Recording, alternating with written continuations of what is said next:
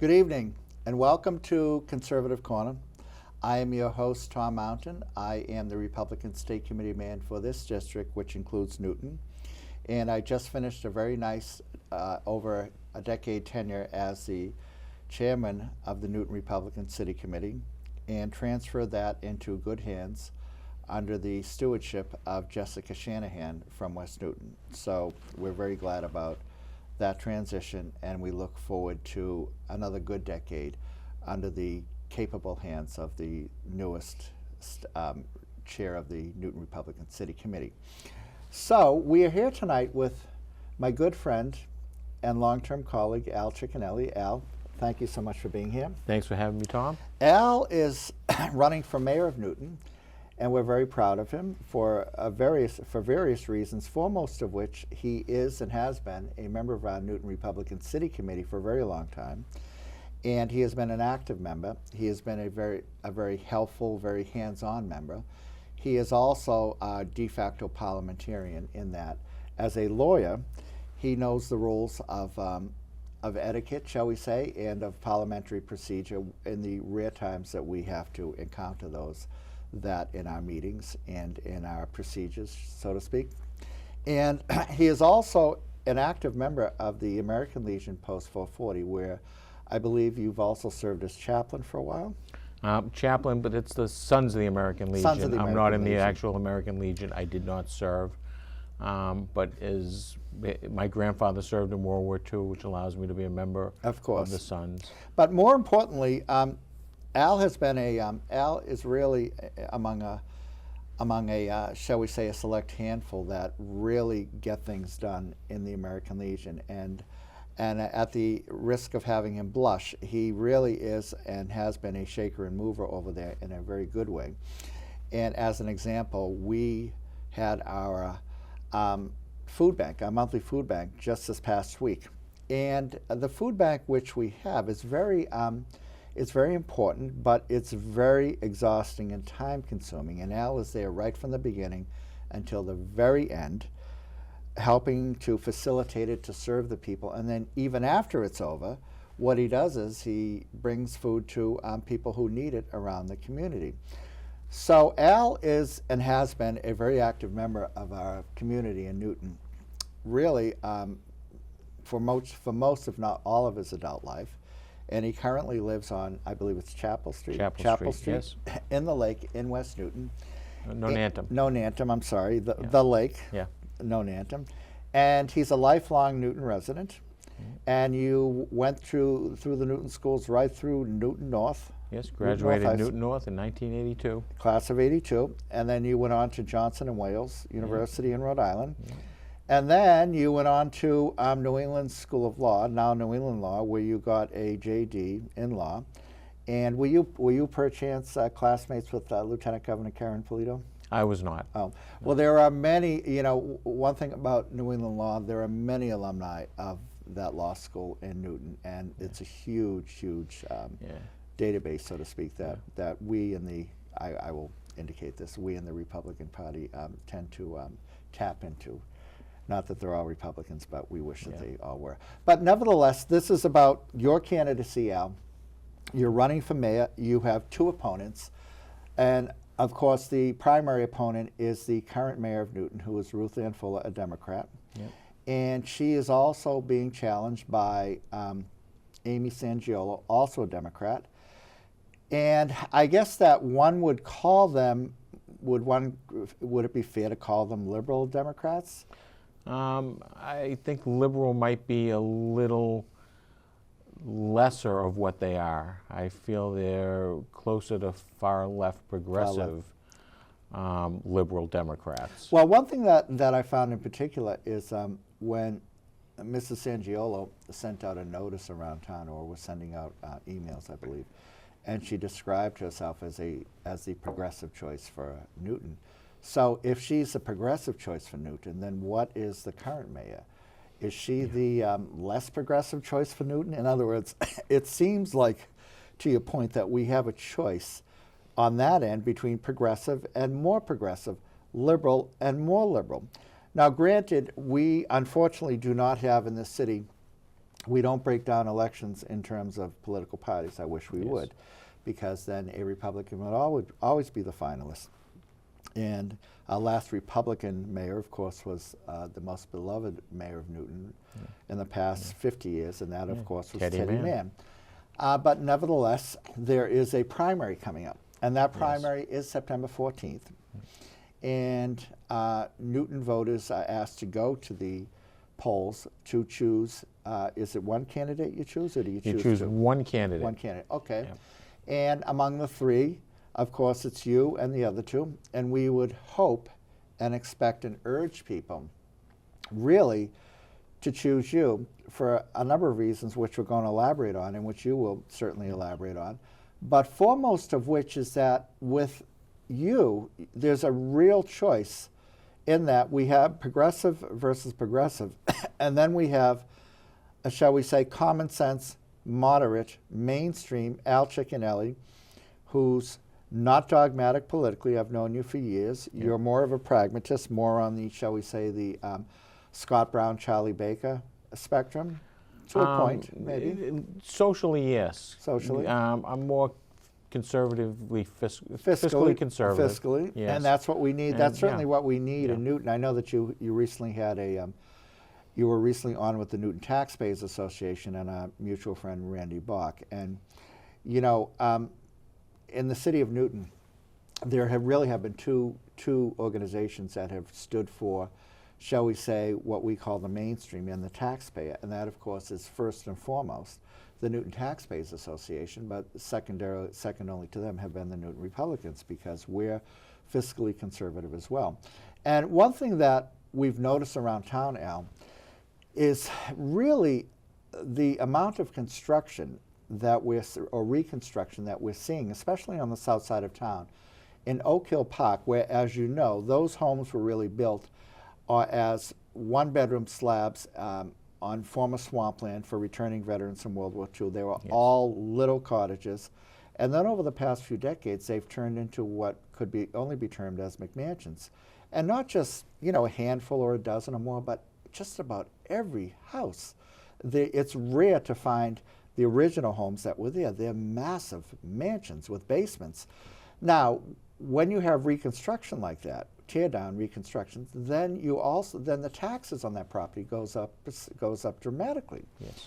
And so, for example, when you have, even at the current rate where we have the 2.5 mandate, which we in Newton actually initiated Proposition 2.5 back in the 80s, even with that, still the property values, the tax rate for those new homes has gone up dramatically. So with these, shall we say, a few hundred to several hundred new homes, just in that section alone, the tax base is in the millions, literally the millions. So these are more millions that are added to our coffers, and not just there, but in other areas around town. It seems to be the norm where you have the tear downs and then you have the big homes coming in. Now, my point being is that Newton is flush with money, with an enormous amount of money. But still, when you drive in those roads in Oak Hill Park and elsewhere, still, it's almost as if you're hitting one pothole after another. The roads are atrocious. They're just dreadful.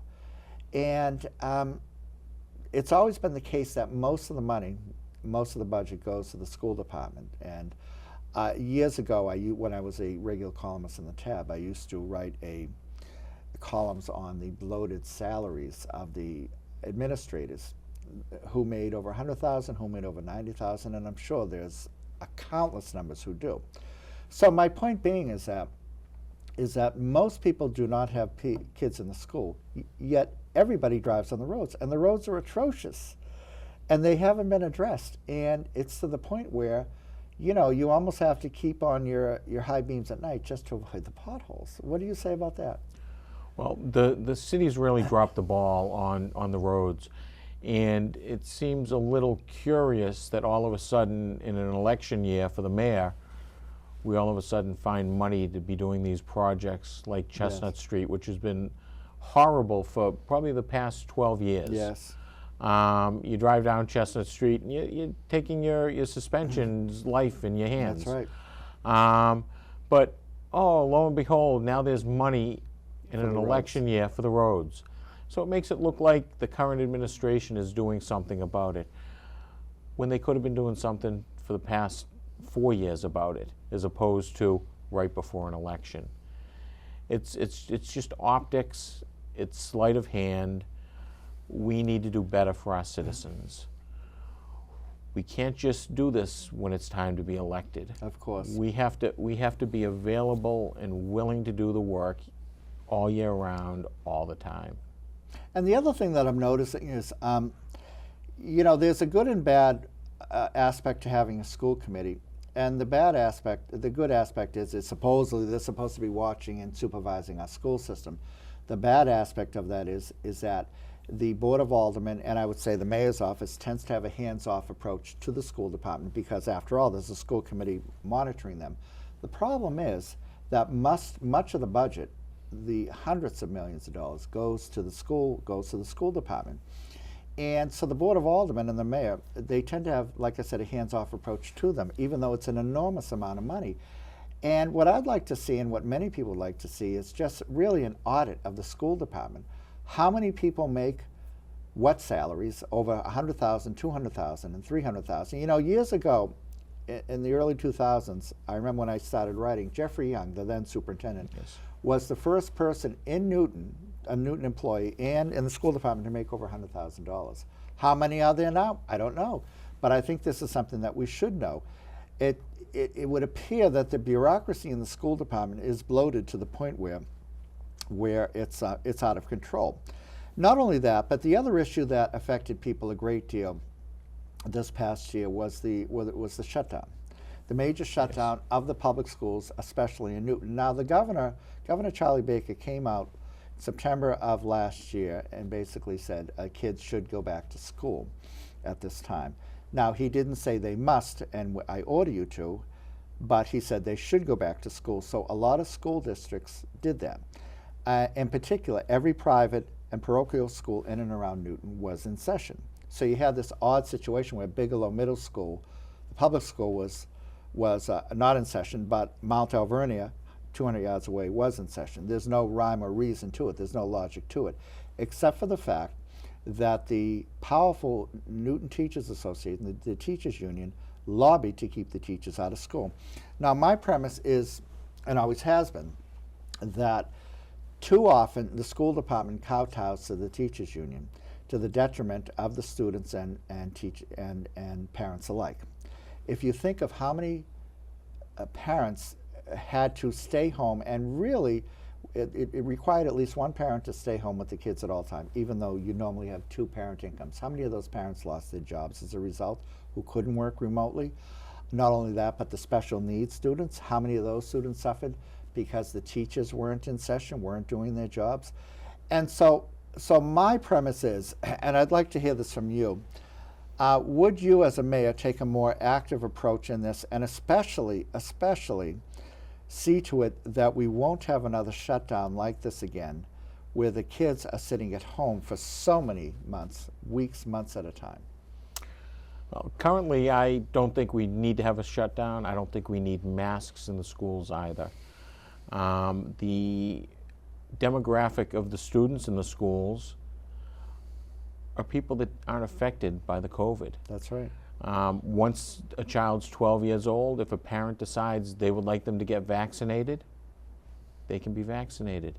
If the parent decides they would like their child to wear a mask, they're free to wear a mask. We're not going to say masks aren't allowed. We're just going to say that they're not required. If a teacher would like to wear a mask, that's fine. If masks and vaccines work and you're masked and vaccinated, why do you have a problem with somebody that's not? That's right. That's a very good point, Al, and I didn't point that out when I was talking about this to you about the shutdowns. But consider this, if you would: 5-year-olds coming into kindergarten for the first time. They're telling them, presumably, they'll tell them to wear masks if it continues in this vein, and first graders and second graders and so on and so forth. There's no logic to it. It's an annoyance. It's an unnecessary hindrance on the children, and especially when the likelihood of children giving the COVID to adults is almost minuscule. And I'm speaking as one who literally suffered through the COVID for about a 2-month period. I got it bad. So I am a big proponent of getting vaccinated, but I like to see a common sense approach to this whole thing in the schools, in that masks are not necessary. Vaccinating 6 or 7-year-old children, I don't think that's necessary. We can be as vigilant as possible. And to your point also, in that from a civil libertarian point of view, if somebody wants to wear a mask, they can and they should, but they shouldn't be made to wear masks. That's the difference. And again, getting back to I don't know if this is coming from the teachers union or whomever, but really, they really have to be corralled in, the teachers union, and we, the taxpayers of Newton, and the parents in the schools, and the mayor, have to really let them know who's in charge of our school system. The teachers union is not. We are in charge of the school system. They work for us. And we have to get to the point where we're telling them what to do, and we're telling them how to operate, not the other way around. They work for us, and we have to let that be known. Well, I think part of the problem is that our elected officials have forgotten who they represent. That's right. The last teacher's contract doesn't look like anybody in the city represented the taxpayers. It looks like they were all working for the teachers. That's right. And that's wrong. We need somebody to look out for the citizens of Newton that pay the bills. You know, it'd be great if we could just go off and spend all the money in the world we wanted and then print more like the federal government does. We can't. We've got $1 billion in unfunded pension and post-employment liability that the bill is coming due on. It has to be caught up by 2049. That's what the state government has told us, 2049. And we're not going in the right direction. We need to get that down.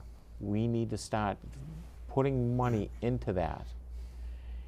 And we can't put that all on the citizens. We shouldn't put any more on the citizens. I'm against any overrides. I'm against raising taxes. I'm against raising user fees. We need to start to cut. We need to find places that we can live without, things that we can do without. And like any household budget, once your bills come due, you got to pay them. If you can't pay them, you shouldn't have bought what you had. That's right. In the first place. You know, Al, just an analogy about pertaining to yourself and running for mayor.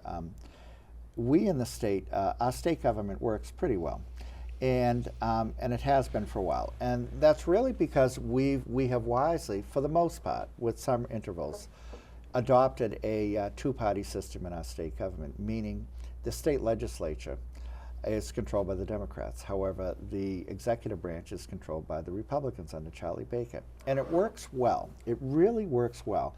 The problem in Newton is that we don't have that. In Newton, it's a total monopoly by the Democrat Party on all levels, from the mayor to the city council to the school committee and everyone in between, including and especially the state reps and the state senator.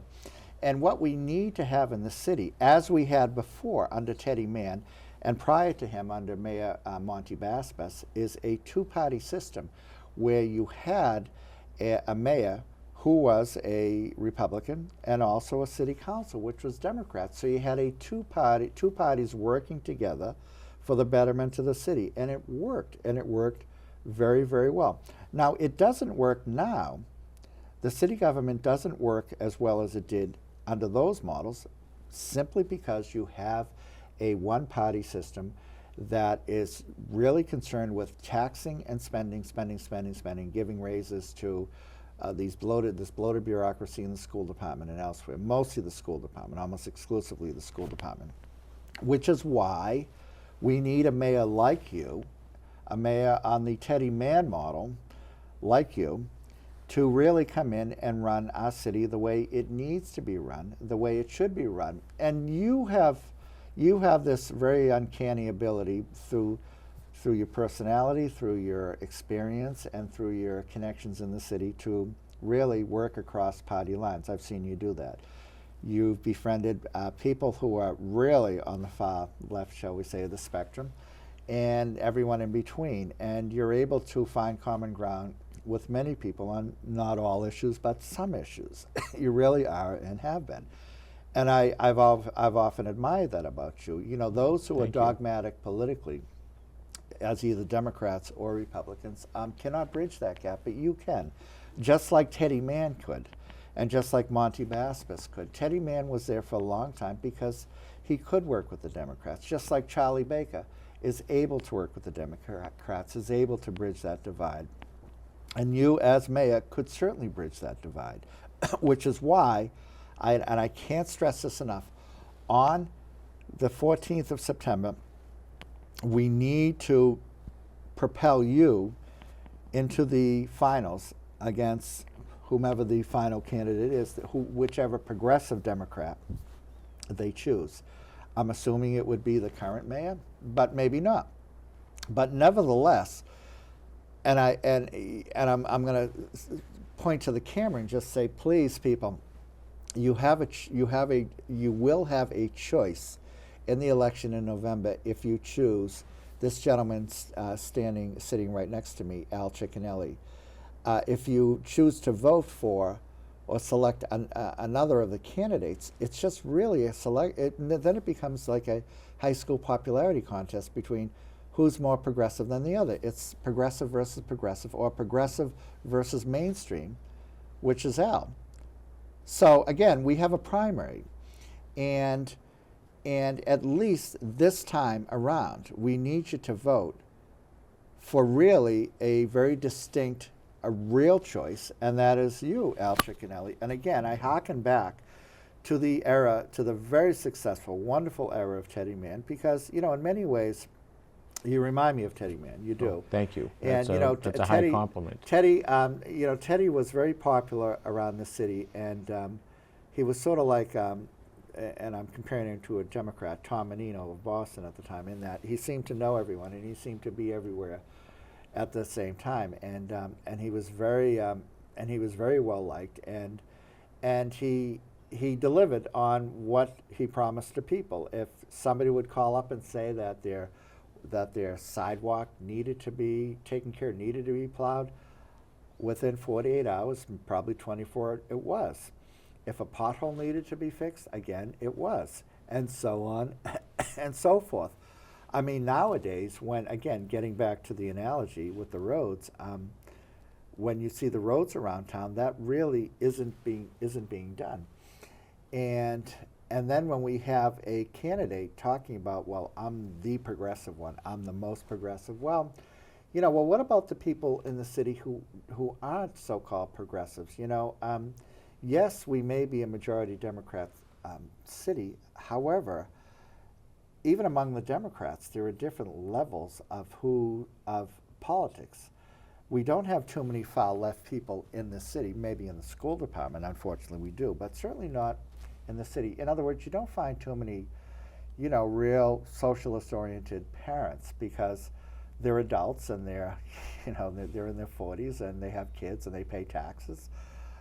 Yes, they may be Democrat, and yes, they may vote for Joe Biden, but chances are they're not going to be the Bernie Sanders type. And I think that there's this misconception that you have to be very progressive in Newton in order to be elected. I would say the opposite. I think that Newton voters are very well educated, like you, and they're very smart, and they want to have an efficient government, regardless of party affiliation. Now, you wouldn't be running as a Republican, although you are one, because again, this is a nonpartisan election.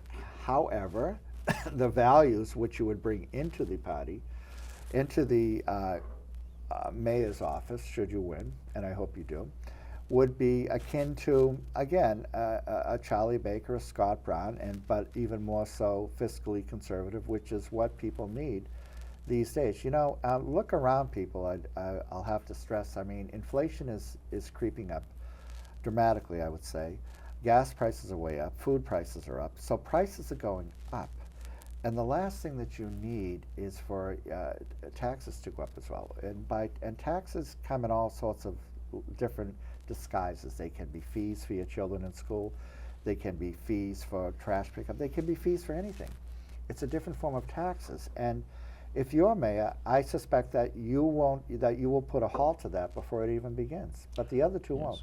I'm definitely against any tax overrides, any tax increases, any increases in user fees.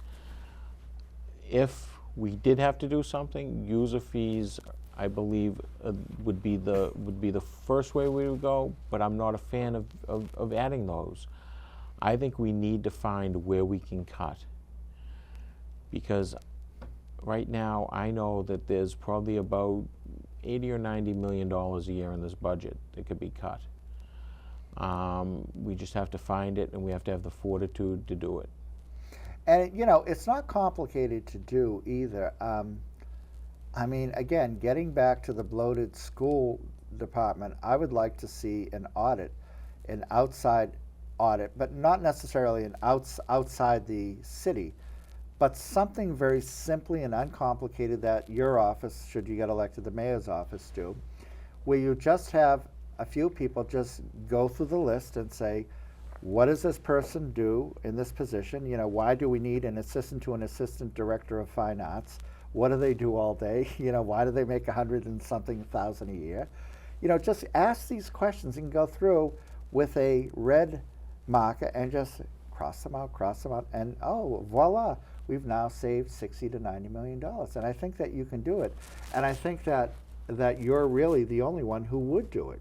I really believe that. You're certainly well versed, and you have such a wonderful background in that you're a chef, you're a lawyer, and you've also taken a strong role in raising, I know, your nephews and nieces. Yes. And again, you've been a community activist, you've been a patriot, and you're always front and center at Veterans Day, Memorial Day, Flag Day, and you're really such an inspiration to so many across the city, and who see you, and they see you a lot at the things and times and places that matter. Especially, we'll of course be seeing you. You'll be front and center again at the Newton 9/11 Memorial Ceremony, the Yes. 20th anniversary, Yep. because you've been on that committee, on that board for a very long time. You're among the founders, I believe, as well. I'm actually not a founder. I came on a little after. But you've been there for a very long time. Al, we're wrapping up. But if there's something that you want to say quickly to the people, please do so. I'd just like to remind you all that we are having a preliminary election on September 14th. I would appreciate it if you took a minute, looked into me, and if you like what you see, vote for me. If you have more questions, contact me. I'd love to talk to you. Al, real quick, how do people send contributions or donations? You can send a donation to Committee to Elect Al Cechinelli, 224 Chapel Street, Newton, Massachusetts, 02458. And social media, is there any way to do that? Social media, right now I'm on Facebook at Al Cechinelli. We're working on getting a donate button up there through PayPal. Thank you. Excellent. Thank you so much, Al. It's been a pleasure, and I look forward to seeing you Thanks for having on me, the Tom. campaign trail. My pleasure as well.